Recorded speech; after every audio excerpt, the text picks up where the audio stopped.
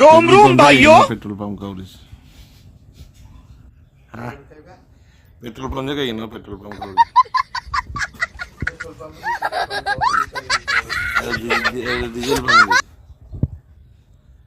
diesel फंगे spirit fungi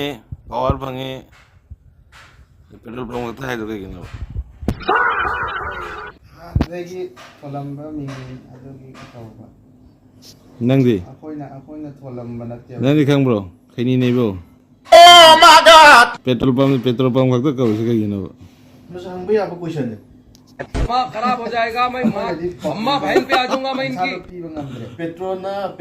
pump petrol की गाय ना हाथ पीजे पेट्रोल की चौवा की लिसिंग की